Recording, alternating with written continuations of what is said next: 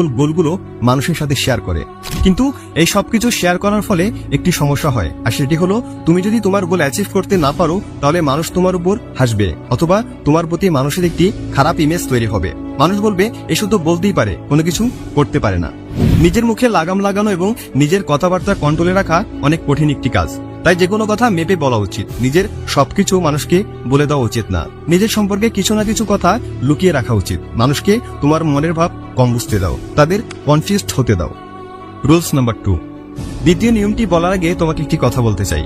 ধনুক থেকে বের হয়ে যাওয়া তীর, বন্দুক থেকে বের হয়ে যাওয়া গুলি এবং মুখ থেকে বের হয়ে যাওয়া কথা কখনোই ফিরিয়ে নেওয়া যায় না। আমি অনেক বুদ্ধিমান লোকদের সাথে চলাচল করেছি, তাদের সাথে সময় কাটিয়েছি। তাদের সাথে চলার পর যখন আমি তাদের সম্পর্কে চিন্তা করি তখন একটি কমন জিনিস সকলের মধ্যে দেখতে পাই, আর সেটি হলো কেউ বেশি ফালতু অতিরিক্ত কথা বলে না। যতটুকু প্রয়োজন তারা শুধু ততটুকুই কথা বলে। আর দ্বিতীয় নিয়মটি আমাদের এই কথাটাই বলে, সব